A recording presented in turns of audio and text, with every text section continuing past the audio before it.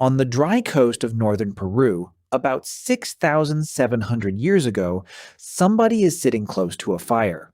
We do not know anything else about this person. Not their name, not their face, not whether this was an accident. What we know is that at some point a small hard seed ended up in the heat. It should have burned. Every other seed burns. This one does not. It sits there, it gets hotter, and then it detonates, turns completely inside out, and lands in the ash as something white and soft that was not there a second before. That is popcorn, and you have eaten thousands of them without ever once asking the obvious question, which is how anybody found this out. Because think about what actually had to happen. Every other food you can discover by being hungry. You bite a berry, you chew a root, you gnaw a bone, and your mouth tells you whether it is food. That is how the entire human diet was assembled, one taste at a time, over 1,000,000 years. You cannot do that with popcorn. A raw popcorn kernel is not food. It is a small stone. You can put it in your mouth and chew it for an hour, and it will break your tooth before it breaks itself. There is nothing about it that says, "Eat me." Nothing about it looks edible, smells edible, or behaves edible. The food is inside, and the only way to reach it is to make it explode. The answer to how we got there runs through a people who wore popcorn instead of eating it, and a man who lost everything in the Great Depression and got it back one bag at a time, all the way to an engineer standing next to a piece of radar equipment in 1945 who was about to cook the first meal in history that no fire had ever touched. Hold on to that last one. We will get there. Start with what is actually happening inside the kernel. A popcorn kernel is a seed with 3 parts. In the middle, there is a small amount of water, about 14% of the whole thing. Around that, there is dense starch. And around all of it, there is the hull, a hard shell called the pericarp, and the pericarp is the entire trick. Heat the kernel, and the water inside starts to turn to steam. In any other seed, the steam would simply leak out through the shell, and the seed would dry out and scorch. The popcorn hull does not let it. It holds. The pressure climbs and keeps climbing until the inside of that seed reaches about 180 degrees Celsius and roughly 9 times the pressure of the air around you. Then the hull fails. And when it fails, the water that was trapped in there flashes into steam all at once and blows the starch outward faster than it can cool. The soft white thing you eat is not the seed cooked. It is the inside of the seed, turned out through the hole where the shell used to be, frozen in the shape it had at the exact moment it stopped moving. You are not eating a cooked seed. You are eating a very small explosion, holding its shape. Here is the part that makes the discovery so strange. Almost no corn on Earth can do this. There are thousands of varieties of maize, and only one, a variety called averta, has a hull strong enough to hold that pressure and brittle enough to give way cleanly instead of splitting and hissing.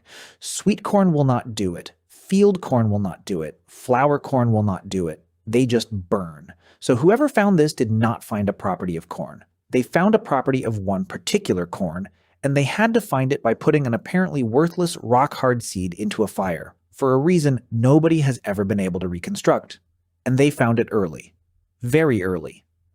In 2012, a team led by the archaeologist Tom Dillahay published what they had pulled out of 2 sites on the Peruvian coast, Paradones and Huaca Prieta. Corn husks, stalks, and cobs, some of them close to 7,000 years old. Among them, kernels that had already popped. This is roughly 2,000 years before the first Egyptian pyramid, and someone on that coast was already doing it. But here's where the story turns, because for most of its history, popcorn was not really a snack. When the Spanish reached the Aztec Empire, they started writing down what they saw, and one of them, a friar named Bernardino de Sahagún, described something at a religious festival. Young women dancing with strings of popped corn around their necks. Garlands of it. Headdresses of it. The Aztecs called it mamachitl, and they scattered it in front of statues of Tlaloc, the god who controlled the rain. Read that again. The popped corn was not the food at the festival. It was the decoration. It was the jewelry. It was thrown on the ground as an offering because a hard seed that turns into a white cloud when you apply fire to it looked exactly like something a rain god would recognize. For thousands of years, the strangest thing about popcorn was not its taste. It was that it did that at all. Then corn became one of the most important crops on the planet. and popcorn went from being a small miracle to being a cheap oddity. It sat in that category for centuries. What changed it was a machine.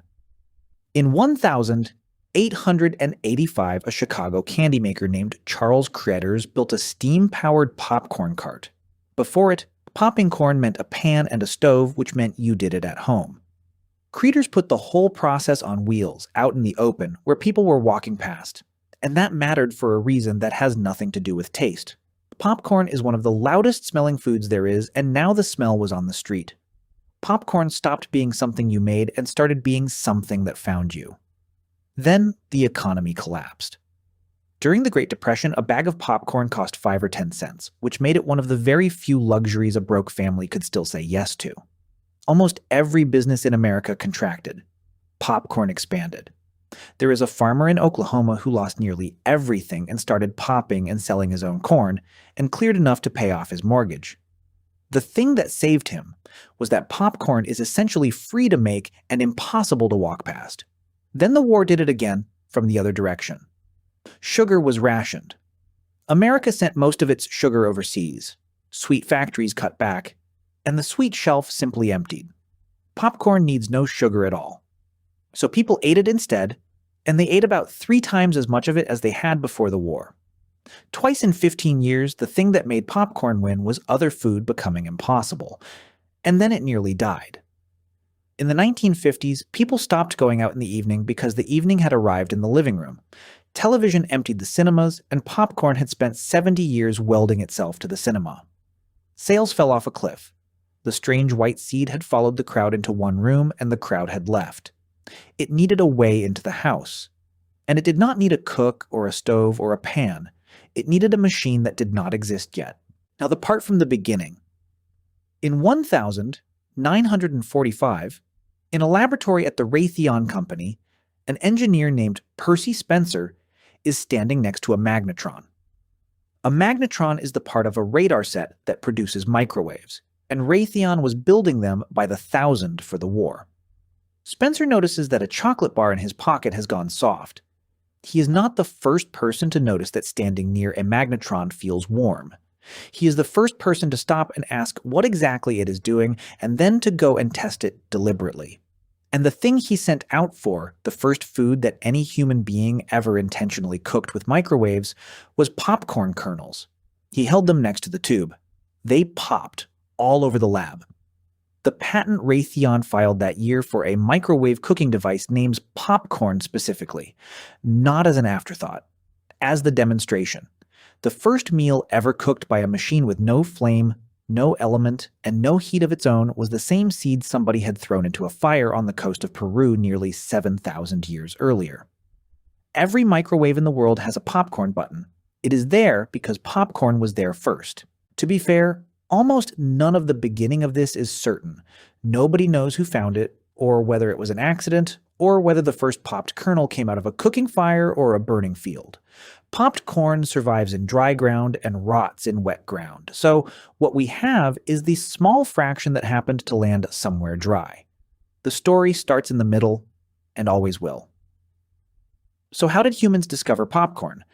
By doing the one thing that should never have worked. Every other food in your diet was found by tasting it. This one was found by destroying it, by somebody who had no reason to believe there was anything inside worth reaching, and who applied heat to a stone until the stone came apart. And it is still doing it. That is the strange part.